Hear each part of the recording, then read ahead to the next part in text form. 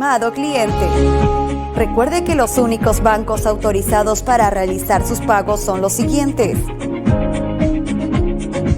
BCP, con el código 18190. BBVA, con el código 4160. O vía banca por internet, como entidad BES Cable Perú SAC. BES Cable, para todos. Estás viendo BES TV.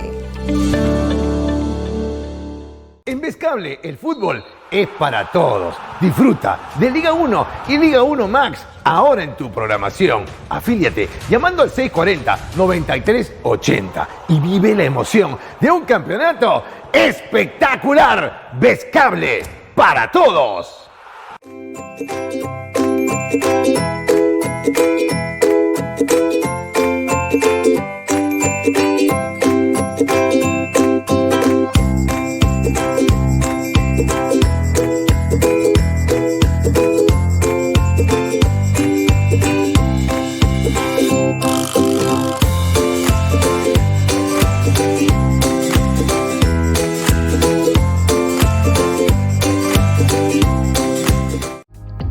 ¿Tienes una marca?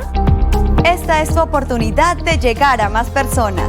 Promocionando tu negocio en nuestro canal. Anuncia aquí y haz que tu empresa tenga un mayor alcance.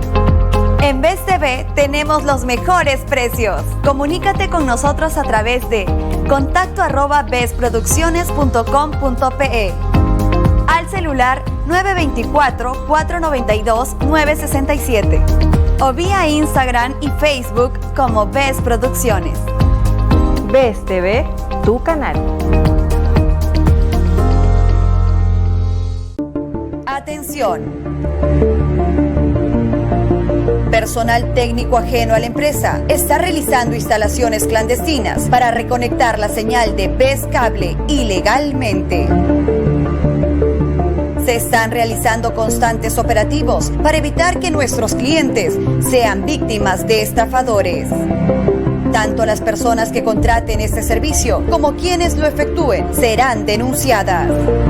Si observa algún hecho irregular, denuncie llamando al 640-9380. Recuerde que la piratería está catalogada como hurto agravado. BES Cable, para todos. Estás viendo BES TV.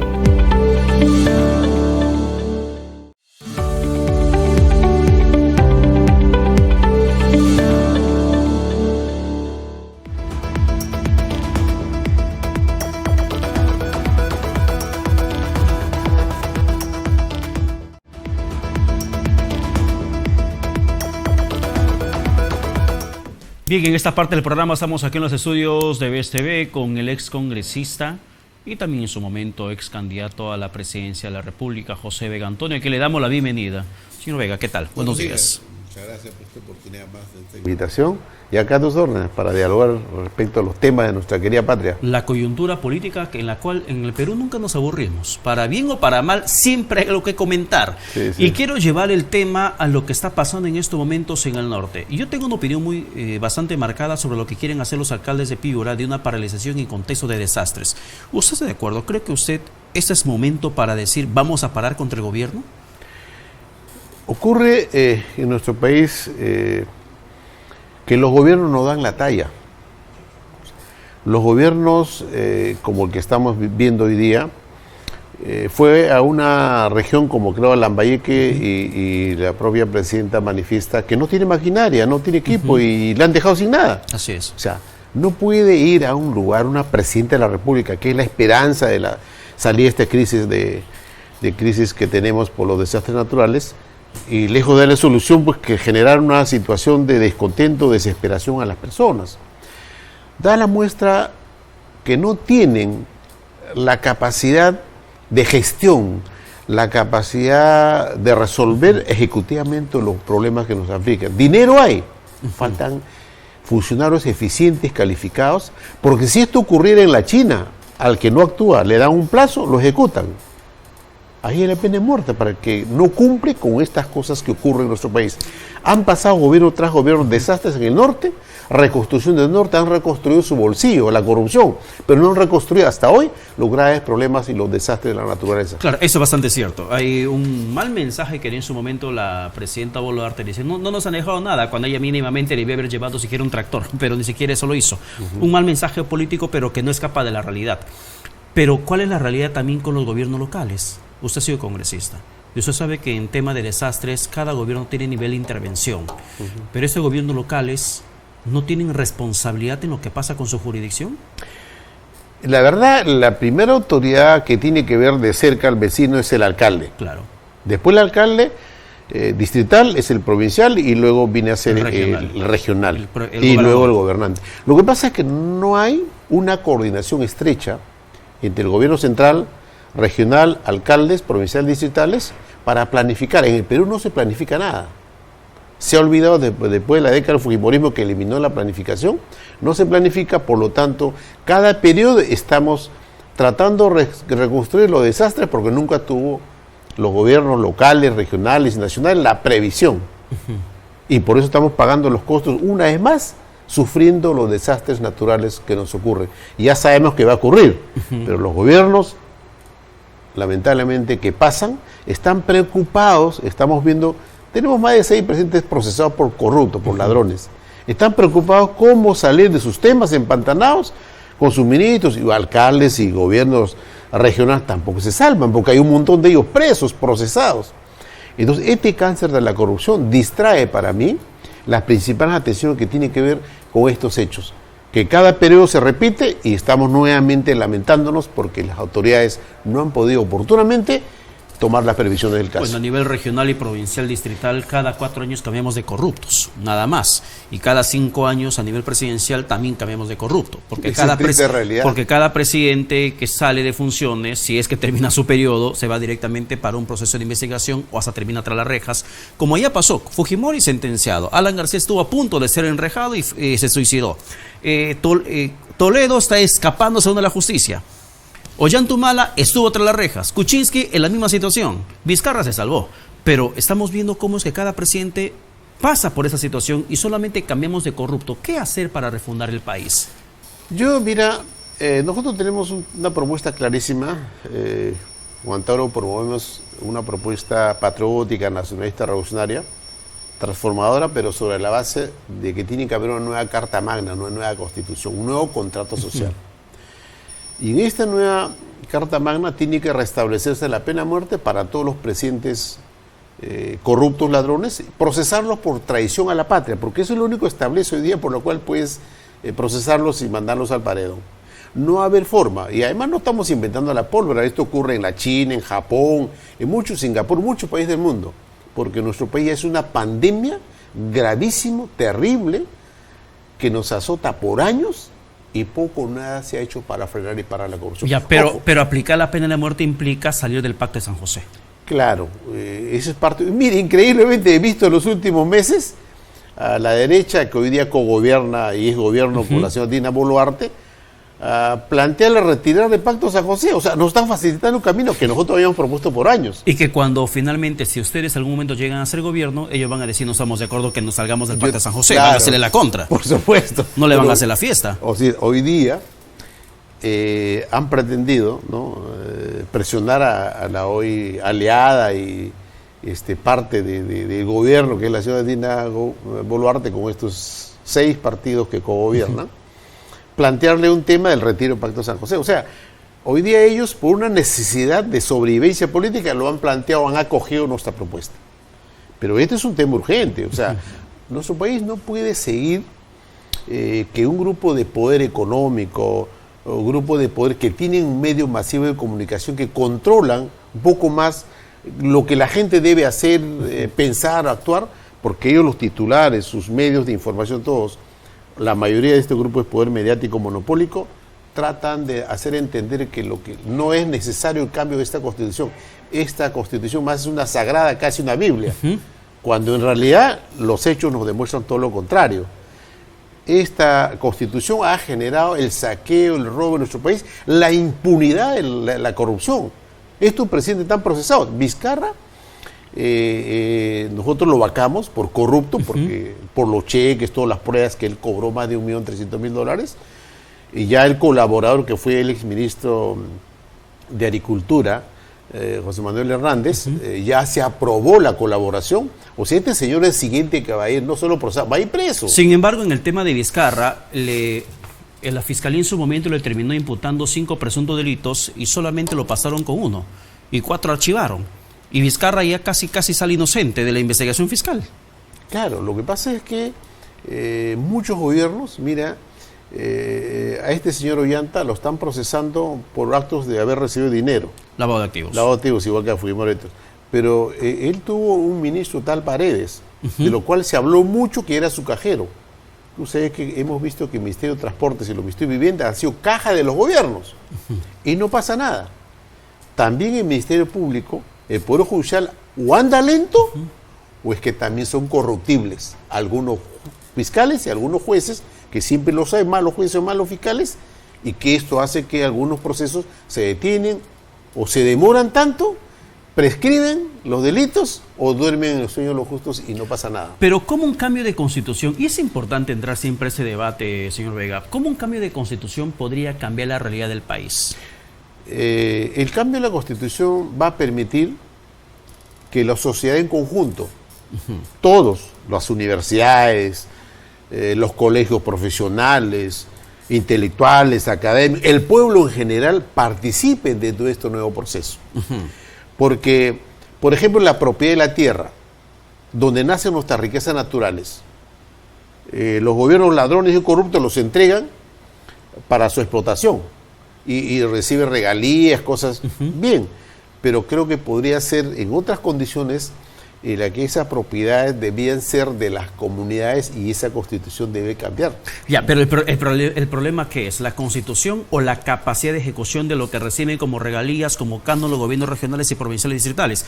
Cusco, Megantoni, es un distrito pequeño donde se saca camisea, el gas de camisea, pero Megantoni tiene una cantidad impresionante de recursos y sigue siendo una población pobre. Y el único rico ahí termina siendo el alcalde, porque cada que entra termina generando corrupción. Entonces, si la constitución, si bien es cierto, no es perfecta, pero te genera ingresos económicos para una población focalizada donde están los recursos naturales, ¿por qué no cambia la vida de la población? Es por la corrupción del alcalde. El problema entonces es la ejecución del gasto o el corrupto a quien se elige. Las dos cosas. El problema es la ejecución del gasto, que no hay capacidad de gestión, porque no hay política de Estado que planifiquen, que desde el gobierno tengan que coordinar estrechamente con el alcalde distrital provincial para ver que esos proyectos, que esos recursos sean bien administrados, bien ejecutados. O sea, cada quien está preocupado cómo amasa fortuna, cómo se llena los bolsillos, y no les preocupa lo que pasa. Y por lo demás, claro, dice, bueno, robo al presidente, que es el que encarna la nación, el que nos representa a todos, que es la imagen pública de que debe ser un hombre intachable, digno de ejemplo, de emulación, es un ladrón. Entonces el alcalde roba, el gobernador roba, se descentralizó la corrupción. Entonces, por supuesto, la justicia se distrae en todos estos temas y los gobernantes siguen pasando cada periodo, cada gobierno, y los recursos públicos se van por el caño de la corrupción, y la pésima gestión es porque tampoco se ha preparado por años, que desde como política pública, cuadros técnicos preparados para ejecutar presupuesto, para elaborar entonces, todos los proyectos, todos los planes complementariamente, es verdad. Ya, entonces el problema no es necesariamente un tema de constitución, sino de corrupción que se genera a nivel de manejo de la plata pública. No, pero es que cuando hablamos el tema de la corrupción, si no hacemos cambio en la constitución, no va a haber forma. Ya, ¿cómo acabas con la corrupción en la constitución? Hoy día, este parlamento que está desprestigiado por los muchos problemas que han tenido, el artículo 31 de la Constitución lo cambiaron. O sea, ya no se puede hacer referéndum ni consulta popular. O sea, el ciudadano, hablamos demagógicamente, el ciudadano, después de la palabra de Dios, es la palabra del pueblo. Oye, le están limitando que hay un referéndum. O sea, se han elaborado, se han propuesto una ley a favor de los grupos de poder económico que son la minoría para mantener sus privilegios. Y la mayoría, o sea, ya no se puede hacer una consulta. Ya no se puede porque obviamente... Pero en el proceso, si entra un Congreso de mayoría de izquierda, probablemente sí se puede impulsar un cambio de constitución, depende de la situación social que en ese momento se dé. Pero la pregunta es, ¿cómo acabarías con la corrupción con una nueva constitución? Tiene que ser, miren, el tema del manejo económico, por ejemplo, en nuestro país, la Constitución establece que el Estado, el gobierno, participe de manera subsidiaria en lo que significa la inversión. Sí. O sea, no puede ser. Todos los países del mundo, incluidos los vecinos nuestros, los países, el Estado tiene el manejo sobre empresas estratégicas que generan recursos, que van a permitir esos recursos invertir en la educación que está por los suelos, en la salud pública que está en total abandono, en carreteras, y otras necesidades de prioridad que son demanda urgente de la población que no son atendidos. O sea, necesitamos tener mayores recursos, necesitamos tener un mayor control, necesitamos que la Contraloría General de la República realmente tenga más dientes para captar y no esperar que esta situación salte al final cuando ya el chupo reventó y ellos llegan a veces tarde. Pero no es una contradicción en la lucha contra la corrupción. Si esta Constitución no le permite al Estado tener mayor control de recursos económicos, no le permite tener mayor control de actividades económicas estratégicas, y aún así hay una situación gravísima de corrupción de autoridades electas por votación popular que roban descaradamente a la población, ¿no sería contraproducente darle mayor poder económico a la autoridad local sabiendo que con lo poco que tiene siempre te roba? Si le das más te va a robar. No, está bien, la lógica es correcta, pero por eso le digo, el cambio de la Constitución, la prioridad uno, es que se restablezca la pena de muerte. Restablecer la pena de muerte creo va a por lo menos disuadir que aquellos ladrones que entran en reclusiones del Estado y aparecen nuevos millonarios cada periodo municipal, regional o presidencial, se pueda de alguna manera atenuar, porque hoy día es el pan del día. No pasa nada, porque también hay jueces corruptos, hay fiscales corruptos, entonces obviamente todo eso se engrana y no pasa nada, o dilatan los procesos. Matando corruptos, eliminamos la corrupción. Yo creo que esta medida podría tener en primera acción, tomar acciones que permitan, como lo ha ocurrido en muchos países del mundo, donde se aplica la pena de muerte, y tampoco es que sea eliminado, pero se ha atenuado. O sea, no roban como que roban acá, que es el pan del día, y no pasa nada. En esos países, inclusive por no ejecutar obras como lo que es el desastre del norte, le encargan por un determinado periodo, esa autoridad no cumple, lo ejecutan, por incumplir, por ser inepto, incapaz, por hacer una responsabilidad. Probablemente para muchos suene un exceso, pero en nuestro país nos roban la esperanza, el sueño, el futuro de nuestro país, millones de soles que se van por calle de la corrupción. Entonces, para mí va a ser esta medida de restablecer la pena de muerte y procesarlo por traición a la patria, una acción disuasiva, seria, dura, fuerte, que va de alguna manera a contribuir con la lucha contra la corrupción. Por supuesto, no es lo único. Necesitamos fiscales honestos, jueces honestos. ¿Y usted no considera que, o ustedes dentro del partido con Antauro, no consideran que probablemente esto termine generando que los corruptos perfeccionen sus artes de robar dinero público? Porque, por ejemplo, las penas punitivas no han sido la solución en el país. Hay una situación de mayor dureza contra los feminicidas, contra violadores, asesinos de niños. Si es menor de edad, menor de 14 años, se aprobó en el Congreso 2018, si mal no recuerdo, llegan a tener esta cadena perpetua, feminicidas, cadena perpetua, más de 30 años de prisión. Y el feminicidio, ni la violación, asesinato de niños ha parado en el país. Muy por el contrario, continúa incrementándose. Entonces la sanción punitiva no disuade la criminalidad. Lo que ocurre es que un psicópata, un violador es un psicópata, es un enfermo. Sí. ¿No? Yo no creo que todos los presidentes sean psicópatas o enfermos, probablemente algunos. Entonces, ahí la diferencia, ¿no? Entiendo yo que estas personas... Pero mentir es una enfermedad mental también. Bueno, es verdad, por eso en algún momento yo le dije que el señor Vizcarra era un psicópata social, porque él mentía. Claro. Hizo compras totalmente irregulares. ¿Y cuántos presidentes mentirosos tenemos? Tenemos psicópatas sociales en Palacio. Como mismo Toledo decía que nunca robó, a mí me estaban acusando injustamente. Mira lo que le han probado, ¿no?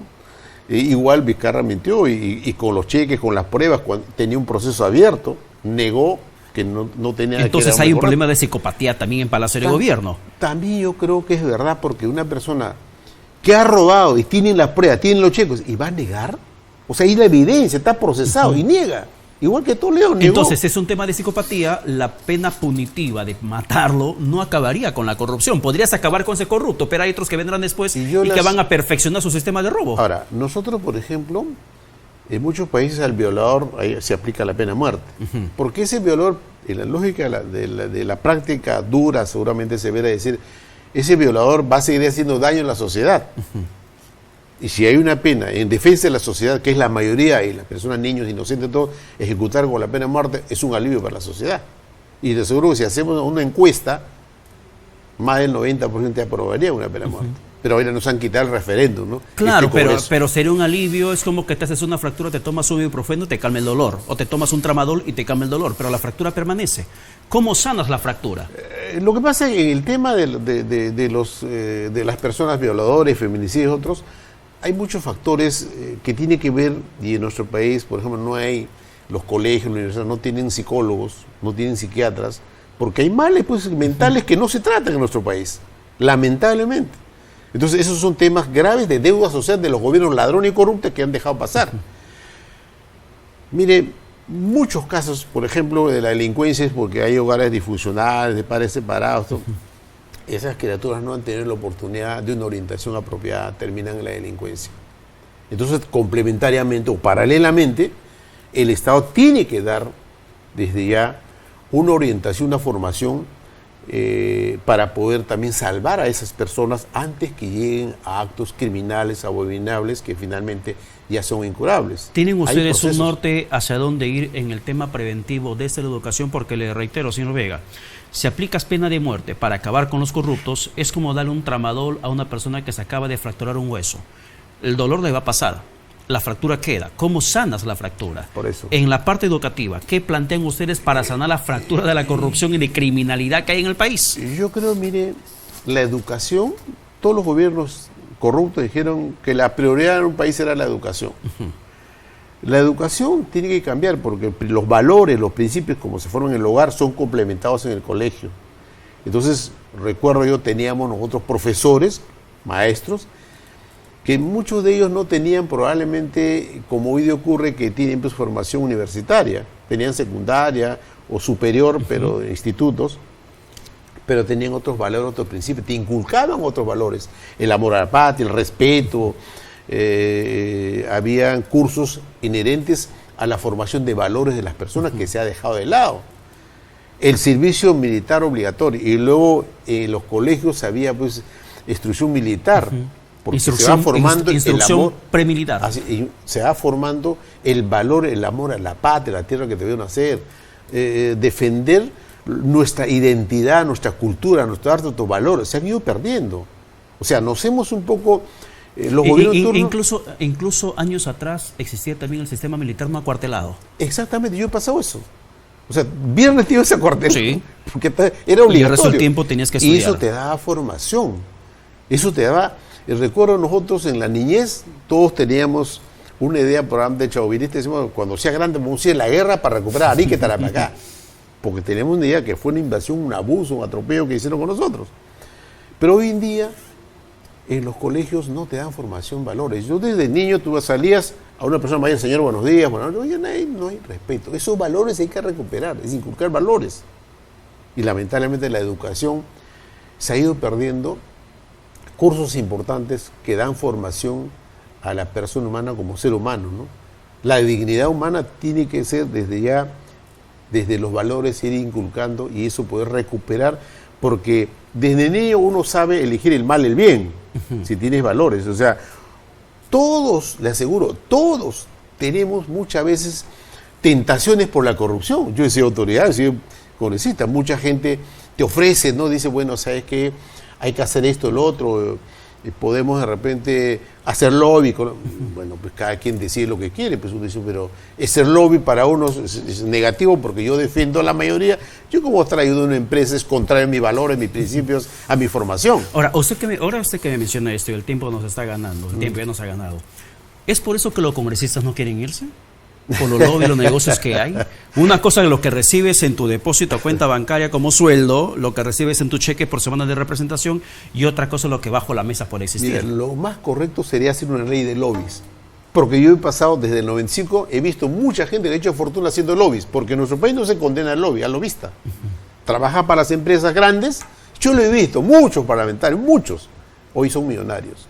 Haciendo lobbies. Haciendo lobby. O sea, la plata que entra bajo la mesa. Por supuesto, porque hacen lobby, promueven leyes para las empresas, para la gran empresa nacional, transnacional, y por eso que muchas renuevan contratos, prometen, o sea, hay gente que se dedica a esas Le doy un poco de carne en su línea política. Lo que en su momento habían planteado para exoneración de impuestos a la TAM, ¿era parte de un lobby? Yo sí. Le hablo de 2017 o 2018, 2016, con el gobierno de Pedro Pablo Kuczynski, PPK. Por supuesto que sí. Hay lobbies, grandes lobbies. Y recuerda que porque le exoneraron miles de millones de impuestos a la TAM. Así es. Y esos, como esos muchos, empresas mineras a otros, le dan, inclusive al final le exoneran impuestos. ¿Y cuánto gana un congresista por lobby? No podría uno calcular de repente cada uno. Ya imagínate, podríamos preguntar a muchos de ellos cómo hicieron fortuna. Entraron como muchos de nosotros y luego terminaron con mucha fortuna. ¿Cómo le hicieron? 10.000 soles no creo que le den. Por favor. No creo, la verdad. Deben ser muchas hay congresistas que tienen hasta departamento y no les compran al cash. Caso Sigri Bazán, por ejemplo, y es de izquierda. Yo imagino que por eso, como le digo, sin tomar nombres, porque a veces uno dice, no, el delito a que de repente uno pueda estar afirmando temas, pero lo real, lo cierto es que en el país, para sincerar las cosas, se debe probar una ley para aquellos que hacen lobby y sinceramos las cosas. ¿Quiénes se dedican a hacer lobby y a defender determinadas empresas? No bajo la mesa, como dices. Que lo hacen un montón, yo lo he visto. Pero se da cuenta usted cómo cambia el discurso, su posición radical cuando hablamos de derecha y de izquierda. Le digo Sigri Bazán. Y Sigri Bazán, por ejemplo, no ha demostrado hasta el momento públicamente cómo compró el departamento al cash más de $500,000 con lo que gana como congresista. Y es de izquierda. O sea, el tema del lobby no solamente los de derecha, también los de izquierda. No, hay de todo. No estoy afirmando el caso de Sigri Bazán. Claro. Pero que en todo caso sí este hecho pasado, que investiguen las fuentes, cómo adquirió los recursos para comprar. Yo creo que es un tema que que ella tendría que demostrar y probar cómo lo compró, de qué fuentes adquirió los dineros, crédito, cómo lo hizo. Pero acá nada, ni izquierda ni derecha, para todos. Porque la verdad, el lobby en Estados Unidos está regulado por ley, acá no. Acá hacen lobby por lo bajo. Sí, eso es cierto. Acá hacen lobby por lo bajo. Y en tus narices hacen lobby, porque yo recuerdo el año 2010 había una ley de querer, para la familia Romero, Alan García, quería hacer el puerto de Ancón. Y yo me opuse, me fui a movilizar a la gente en Ancón, me llamaban todo el mundo haciendo lobby conmigo para que yo retirara o no exigiera que eso se dé, y que era un proyecto que iba a generar trabajo, empleo. Yo me opuse hasta el final. Al final, en toda esta pelea, logré ganar por un voto, no al puerto de Ancón. Eso era un negocio, un lobby inmenso. En nuestro nariz se iba a poner un puerto para la familia Romero. Era un lobby que iba directamente en beneficio a Palacio de Gobierno. Claro, estaba la de por medio promotor de la ley. Bien, señor Vega, muchas gracias por estar con nosotros. No, gracias a ustedes, muy bueno. Bien, nos vamos a la pausa, pero como cada domingo ya saben, se quedan con Johan Ramírez en Presente y Futuro. Buen domingo.